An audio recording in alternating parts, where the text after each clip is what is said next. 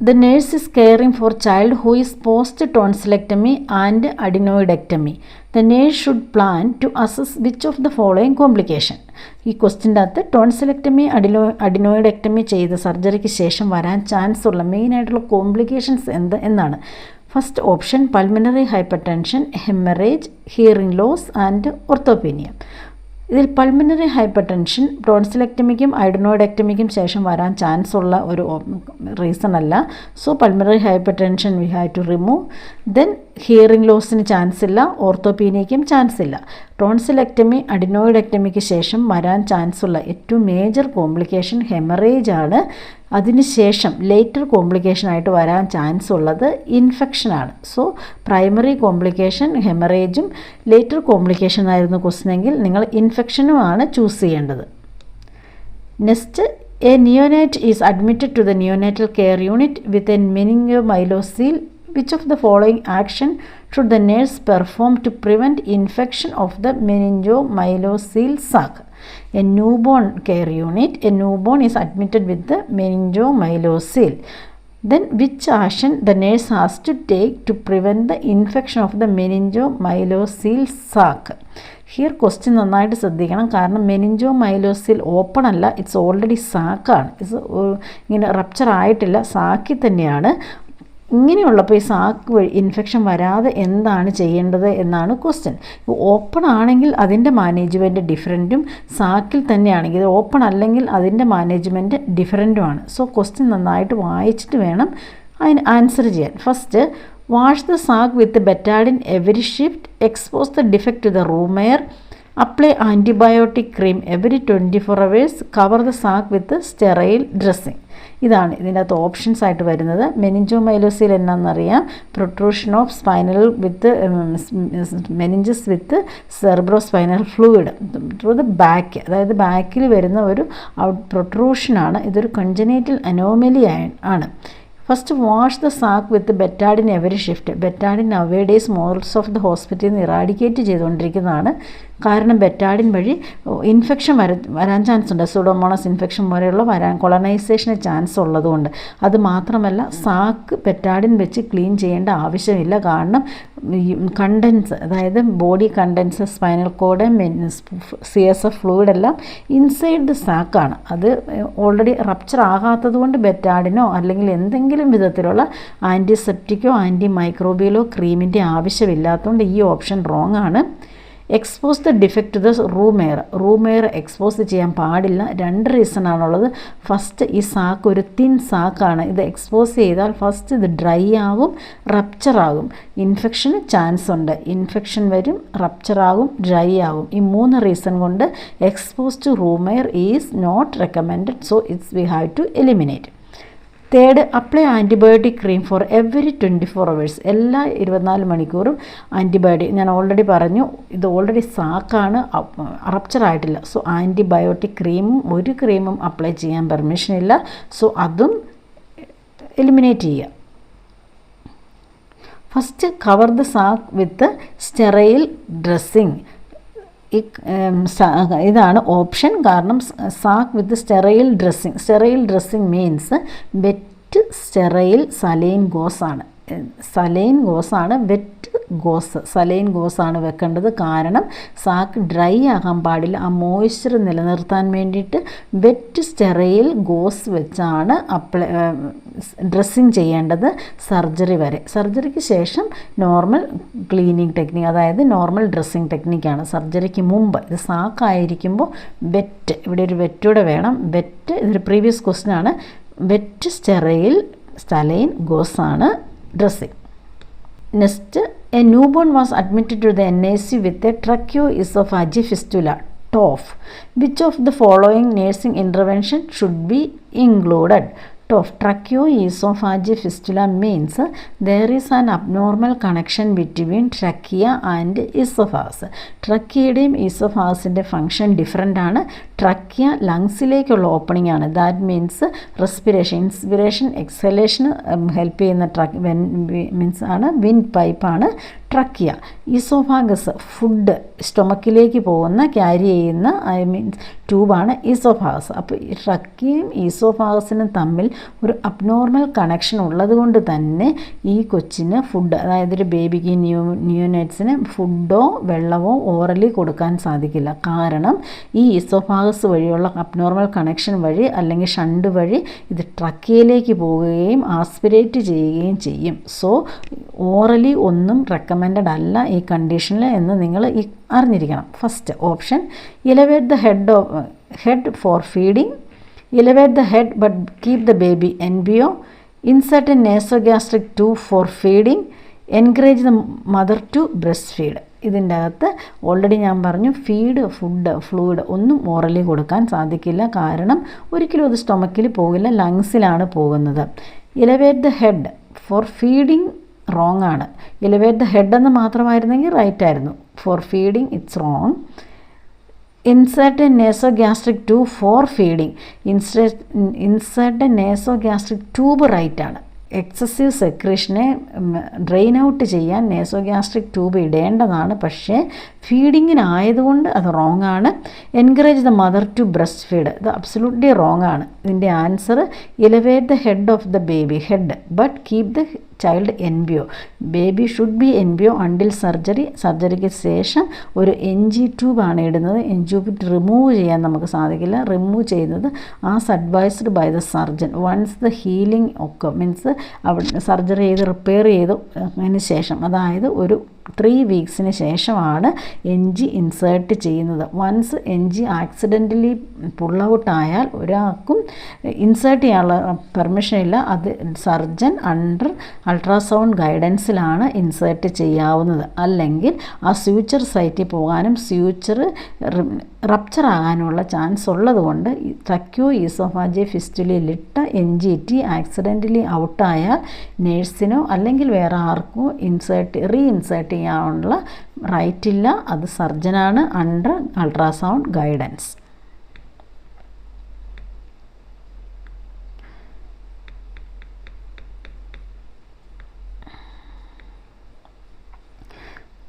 A nurse is caring for a 1-year-old child with a congestive cardiac failure. Which nursing goal are appropriate? ഇതിൻ്റെ അകത്ത് question 1-year-old ആണ്, congestive cardiac failure ആണ്. What is the nursing goal are appropriate. So question എപ്പോഴും നന്നായിട്ട് വായിക്കുക എന്നുള്ളതാണ്. First thing, relieve pain, improve myocardial efficiency, maintain thermoregulation, promote oral feeding. ഇതിൻ്റെ അകത്ത് ഓപ്ഷൻ നന്നായിട്ട് അറിയുക. റിലീവ് പെയിൻ, ഈ കൺജസ്റ്റീവ് കാർഡിയാക് ഫെയിലിയറിന് പെയിൻ ആയിട്ട് യാതൊരു കണക്ഷനും ഇല്ല. കൺജസ്റ്റീവ് കാർഡിയാക് ഫെയിലിയറിന് അതിൽ തന്നെ ഒരു പെയിൻ ഇല്ല, ഡയറക്റ്റ് പെയിൻ ഇല്ല. ഈ ഡിസ്കംഫോർട്ട് ഡ്യൂ ടു ഡിസ്നിയ അല്ലെങ്കിൽ എഡിമ ഇങ്ങനെയുള്ള കാരണങ്ങൾ കൊണ്ടാണ്. അതായത് പെയിൻ ഡയറക്റ്റ് റീസൺ കൊണ്ട് പെയിൻ വരില്ല. അതുകൊണ്ട് ഇത് എലിമിനേറ്റ് ചെയ്യണം. മെയിൻറ്റെയിൻ തെർമോറെഗുലേഷൻ, ഇത് 1-year-old ബേബി ആയതുകൊണ്ട് തെർമോറെഗുലേഷൻ സെക്കൻഡറി ആണ്. 1 month old ബേബി ആയിരുന്നെങ്കിൽ തെർമോറെഗുലേഷൻ പ്രൈമറി ആണ്. ഹൈപ്പോതെർമിയ ഇസ് ദ സൈലൻറ്റ് കില്ലറാണ്. ഹൈപ്പോതെർമിയ ഉണ്ടെങ്കിൽ കാർഡിയാക് എഫിഷ്യൻസി വീണ്ടും കുറയും, മൾട്ടി ഓർഗൻ ഫെയിലിയറിന് വരെ ചാൻസാണ്. സോ 1 month ആയിരുന്നെങ്കിൽ തെർമോറെഗുലേഷൻ ആയിരുന്നു. ഇത് 1 year ആയതുകൊണ്ട് തെർമോറെഗുലേഷൻ അല്ല. Promoting oral feed, congestive cardiac failure ഉള്ള 1-year-old ബേബിക്ക് ഓറൽ ഫീഡ് കൊടുക്കുന്നത് പ്രിക്കോഷൻ എടുത്തിട്ടാണ്. കാരണം ഓറൽ ഫീഡ് കൊടുക്കുമ്പോൾ മെറ്റബോളിസം കൂടാനും കൊച്ചിൻ്റെ വർക്ക് ലോഡ് കൂടാനും ചാൻസ് ഉള്ളതുകൊണ്ട് വീണ്ടും ആ കണ്ടീഷൻ വേഴ്സ് ആകാൻ ചാൻസ് ഉണ്ട്. സോ ഓറൽ ഫീഡ് കൊടുക്കുന്നത് പ്രിക്കോഷൻ എടുത്തിട്ടാണ്, പ്രൊമോട്ട് ചെയ്യില്ല. സോ അതും റോങ് ആണ്, ഇൻകറക്റ്റ് ആണ്. Improve myocardial efficiency, congestive cardiac failure അതിൻ്റെ കാരണം തന്നെ മയോകാർഡിയൽ ഡിസ്ഫങ്ഷനാണ്. So goal myocardial efficiency increase ചെയ്യുക എന്നുള്ളതാണ്. The nurse is caring for a client taking levothyroxine for hypothyroidism.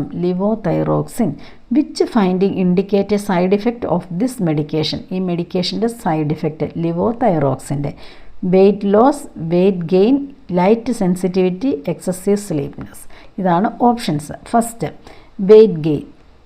ഇതിൽ വെയ്റ്റ് ഗെയിൻ വരാൻ ചാൻസ് ഇല്ല, ലൈറ്റ് സെൻസിറ്റിവിറ്റി ചാൻസ് ഇല്ല. ഇത് രണ്ടും ഇതായിട്ട് റിലേറ്റഡേ അല്ല. So need to eliminate. Excessive sleepiness അല്ല, ഇൻസോംനിയാണ് ഇതിൻ്റെ side effect. So excessive sleep തെറ്റാണ്. ഇൻസോംനി ആയിരുന്നെങ്കിൽ റൈറ്റ് ആയിരുന്നു. Next weight loss. Weight loss ആണ് ലിവോതൈറോക്സിൻ്റെ ഒരു സൈഡ് എഫക്റ്റ് ആയിട്ട് വരുന്നത്. Weight loss, insomnia. സോ അതുകൊണ്ട് വെയ്റ്റ് ലോസ് ആണ് ഇതിൻ്റെ option. Side effect of human chorionic gonadotropin hormone, HCG. Side effect of HCG hormone, anorexia, depression, osteoarthritis, menopause. ഇതിൻ്റെ side effect ഡിപ്രഷനാണ്. When teaching a client with Cushing syndrome about dietary changes, the nurse should instruct the client to increase intake of patient condition Cushing syndrome. Dietary changes ആണ് ചോദിക്കുന്നത്. എന്താണ്? Nurse should instruct the client to increase the intake ആണ്. Fresh fruits, dairy product, processed meat, cereals and grain. ഇതാണ് option. Cushing സിൻഡ്രത്തിൽ വരാൻ chance ഉള്ളത് sodium retention വരാൻ chance ഉള്ളതുകൊണ്ട് പൊട്ടാഷ്യം ലോസ് ആവും. അതായത് ഹൈപ്പർ നട്രീമിയ ആയതുകൊണ്ട് ഹൈപ്പോ കലീമിയാണ്. ഇത് രണ്ടും ഓപ്പോസിറ്റ് ആക്ഷനായിട്ടാണ് വരുന്നത്. സോ സോഡിയം കൂടുതലും പൊട്ടാഷ്യം കുറവുമാണ്. സോ അതുകൊണ്ട് പൊട്ടാഷ്യം ഉള്ള ഫുഡാണ് നമ്മൾ റെക്കമെൻഡ് ചെയ്യേണ്ടത്. ഇതിൽ ഡയറി പ്രൊഡക്റ്റിൻ്റെ അകത്ത് സോഡിയം കൂടുതലാണ്, അതുകൊണ്ട് ഇത് അല്ല.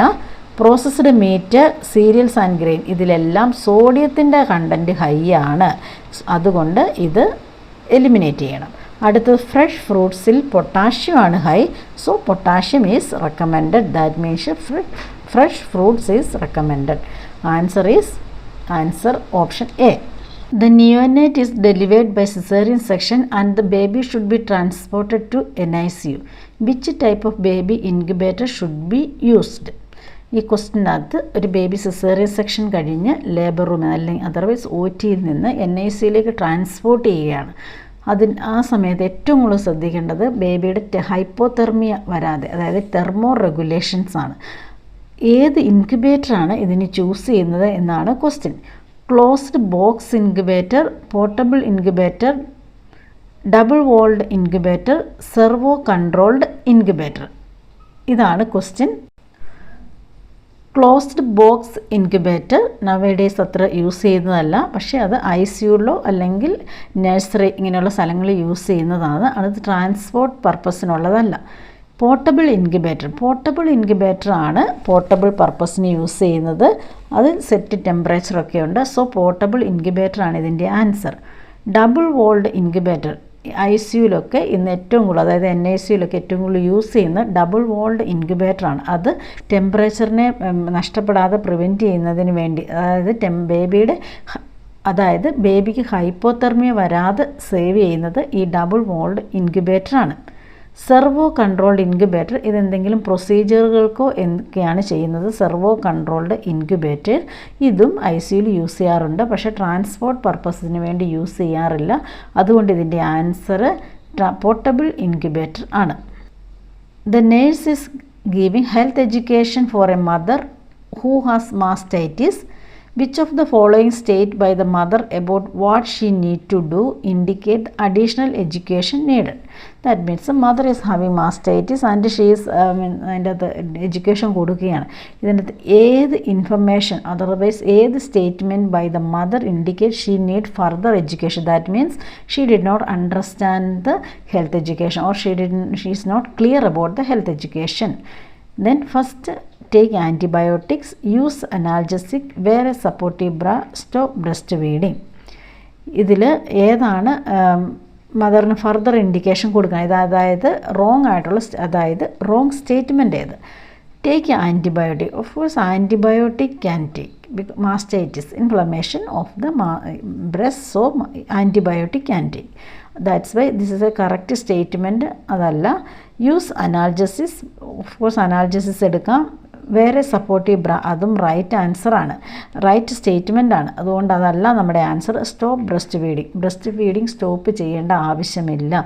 ബ്രസ്റ്റ് ഫീഡിങ് സ്റ്റോപ്പ് ചെയ്താൽ വീണ്ടും ബ്രസ്റ്റ് എൻഗോർജ്മെൻറ്റ് വരാനും മാസ്റ്റൈറ്റിസ് കൂടാനും ചാൻസ് ഉണ്ട്. മദറിന് യൂഷ്വലി മാസ്റ്റൈറ്റിസ് ഉണ്ടാകാനുള്ള റീസൺ പൂളിംഗ് ഓഫ് ബ്രസ്റ്റ് മിൽക്കാണ്. അതുകൊണ്ട് ബ്രസ്റ്റ് ഫീഡിങ് റെക്കമെൻഡഡ് ആണ്. Because mother is taking antibiotic. Most of the antibiotics are safe for breast feeding. Once antibiotic started infection spread ആകാനുള്ള chance കുറവാണ്. അതുകൊണ്ട് ബ്രസ്റ്റ് ഫീഡിങ് സ്റ്റോപ്പ് ചെയ്യേണ്ട. ഇനി severe സിറ്റുവേഷനാണ്, പസ്സൊക്കെ ഉണ്ടെങ്കിൽ ബ്രസ്റ്റ് ഫീഡിങ് സ്റ്റോപ്പ് ചെയ്യണം. ഇതവിടെ മെൻഷൻ ചെയ്തിട്ടില്ല. So answer is stop breast feeding ആണ്. For a client in Addison disease crisis, it would be very risky for a nurse to administer. Addisonian crisis ആണ്. ഇങ്ങനെയുള്ള ഒരു പേഷ്യൻറ്റിന് ഏതാണ് ഏറ്റവും റിസ്കി ആയിട്ടുള്ള സ്റ്റേറ്റ്മെൻറ്റ്? ഇവിടെ potassium chloride, normal saline, hydrocortisone, fludrocortisone. So ഇതിൽ Addisonian ക്രൈസിസിൽ എന്താണ് സംഭവിക്കുന്നത്? ഹൈപ്പർ കലീമിയയും ഹൈപ്പോനട്രീമിയാണ്. Hyperkalemia, that means potassium is high in blood. അതാണ് ഹൈപ്പർ കലീമിയ. ഓൾറെഡി അഡിസോണിയൽ ക്രൈസിസിൽ, അതായത് അഡിസൺസ് ഡിസീസിൽ പൊട്ടാഷ്യം ഹൈ ആയതുകൊണ്ട് തന്നെ പൊട്ടാഷ്യം കൊടുക്കാൻ സാധിക്കില്ല. അപ്പോൾ ഇതാണ് ഒരു പേഷ്യൻറ്റിന് കൊടുക്കരുതാത്തത്. അപ്പോൾ ആൻസർ ഇതാണ് റൈറ്റ്. നോർമസലൈൻ കൊടുക്കാം, കാരണം സോഡിയം കുറവാണ്. അതുകൊണ്ട് നോർമസലൈൻ പേഷ്യൻറ്റിന് കൊടുക്കാം. ഹൈഡ്രോകോർട്ടിസോൺ ഓർ ഫ്ലൂഡ്രോകോർട്ടിസോൺ കൊടുക്കാം. ഇത് അഡിസൺസ് ഡിസീസിൻ്റെ മാനേജ്മെൻറ്റിൽ മെയിനായിട്ട് കൊടുക്കേണ്ടതാണ് ഈ സ്റ്റെറോയിഡ്. ദാറ്റ്സ് വൈ പൊട്ടാഷ്യം ക്ലോറൈഡാണ് കൊടുക്കാൻ പാടില്ലാത്തത്. What is the main complication of hemolytic disease of new born? Hemolytic, അതായത് ബ്ലീഡിംഗ് ഡിസോർഡറിൽ ഏറ്റവും കോംപ്ലിക്കേഷനായിട്ട് വരുന്നത് ഏത്? Intrauterine growth retardation, preterm labour, severe anemia and hyperbilirubinemia, congenital anomaly. Question: what is the main complication of hemolytic disease in newborn? Hemolytic disease means baby ഉണ്ടായി അതിന് ശേഷം വളരുന്ന ബ്ലീഡിങ്, കാരണം ഹീമോലൈസിസ്, അതാണ് ഹീമോലൈറ്റിക് ഡിസീസ്. ഹീമോലൈസിസിന് പല കാരണമുണ്ട്. ABO incompatibility, RH incompatibility, infection, many things are there. Otherwise cephalhematoma, caput succedaneum, ഒത്തിരി reasons ഉണ്ട്. ഈ ഹീമോലൈറ്റിക് ഡിസീസ് കാരണം വരാവുന്ന കോംപ്ലിക്കേഷനാണ്. ഇൻട്രായൂട്രൈൻ ഗ്രോത്ത് റിട്ടാർഡേഷൻ അല്ല, first of all baby born ആണ്. പ്രീമച്യൂർ ലേബർ അല്ല, കൺജനൈറ്റൽ അനോമാലി അല്ല. Because severe anemia and hyperbilirubinemia. Anemia കാരണമാണ് hyperbilirubinemia. Anemia means hemolysis കാരണമാണ് അനീമിയ. ഈ ഹീമോലൈസിസ് കാരണം ഹൈപ്പർ ബിലിറൂബിനീമിയ വരും. What is the purposes of antenatal fetal surveillance? Antenatal fetal സർവൈലൻസിൻ്റെ purpose: monitor fetal growth and development. Fetal growth and ഡെവലപ്മെൻറ്റിന് ഏറ്റവും കൂടുതൽ നോക്കുന്നത് ഫണ്ടൽ ഹൈറ്റ് നോക്കും, അൾട്രാസൗണ്ട് നോക്കും. Determine the gestation age of the fetus. Gestation age determine ചെയ്യുന്നതും അൾട്രാസൗണ്ടും initially ആണെങ്കിൽ നെഗിൾസ് റൂൾസും ചെയ്ത് EDD ഐഡൻറ്റിഫൈ ചെയ്യാവുന്നതാണ്. Assess the risk of chromosomal abnormality in the fetus. Fetus surveillance chromosomal abnormality അൾട്രാസൗണ്ടും കാര്യങ്ങളൊക്കെയാണ് ചെയ്യുന്നത്. അതല്ല, evaluate the health and wellbeing of the fetus. Fetus സർവൈലൻസിൻ്റെ main purpose evaluate the fetal wellbeing and health. Which prenatal diagnostic test involved the removal of amniotic fluid or for chromosomal and biochemical analysis? Which prenatal diagnostic test involved the removal of amniotic fluid? Amniotic fluid remove ചെയ്യുക എന്തിനാണ്? Chromosomal or biochemical analysis, എന്തെങ്കിലും chromosomal disorder ഉണ്ടോ എന്നൊക്കെ അറിയുന്നതിന് വേണ്ടി. First amniocentesis, chorionic villus sampling, nuchal translucency screening, quadruple marker test. ഇതാണ് options. ഇതിൽ chorionic villus സാമ്പിളിങ്ങിൻ്റെ അകത്ത് ഒരു പ്ലാസൻ്റയുടെ ഒരു പോർഷൻ, ഒരു സ്മോൾ പോർഷനാണ് എടുക്കുന്നത് ബയോപ്സി പോലെ. അത് കൊറിയോണിക് വില്ലസ് ആണ്. സോ അതല്ല, അതിൽ ഫ്ലൂയിഡ് ആസ്പിരേറ്റ് ചെയ്യുന്നില്ല. നക്കൽ ട്രാൻസ്ലുവൻസി സ്ക്രീനിങ് എന്ന് പറഞ്ഞാൽ ഇതൊരു അൾട്രാസൗണ്ടാണ്. ഏർലി പ്രഗ്നൻസി, അതായത് 9 to 12 വീക്സിനുള്ളിൽ ചെയ്യുന്ന അൾട്രാസൗണ്ടാണ്. ഇത് ഫൈൻഡ് ഔട്ട് ചെയ്യുന്ന ഒരു collection of fluid in the back side of the neck of fetus to identify early identification of Down syndrome or any other congenital anomaly. This is not congenital anomalies. Quadruplets marker test. Quadruplet means 4. That means ക്വാഡ്രപ്ലറ്റ്സിൻ്റെ അകത്ത് ഇതും trisomy 18, otherwise down syndrome, അങ്ങനെ എന്തെങ്കിലും എല്ലാം congenital anomaly identify ചെയ്യാനുള്ള ഒരു ടെസ്റ്റാണ് ഇത്. ക്വാഡ്രപ്ലറ്റ്സ് എന്ന് പറഞ്ഞാൽ ഇതിൻ്റെ അകത്ത് 4 മാർക്ക് സബ്സ്റ്റൻസ് ആണ് ചെക്ക് ചെയ്യുന്നത്.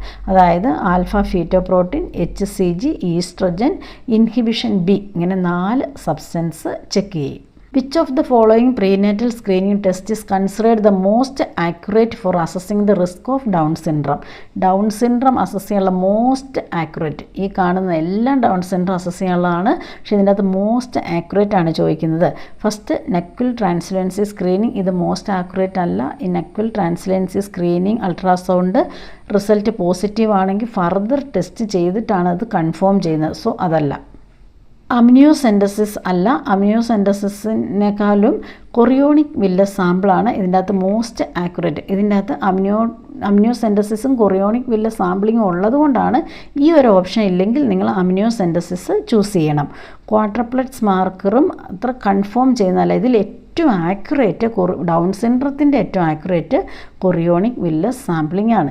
ഈ എല്ലാ ടെസ്റ്റും ഡൗൺ സിൻഡ്രോം മറ്റു ക്രോമസോമൽ അബ്നോർമാലിറ്റി ഐഡൻറ്റിഫൈ ചെയ്യുന്നതാണ്, പക്ഷേ most accurate chorionic villus sampling തന്നെയാണ്.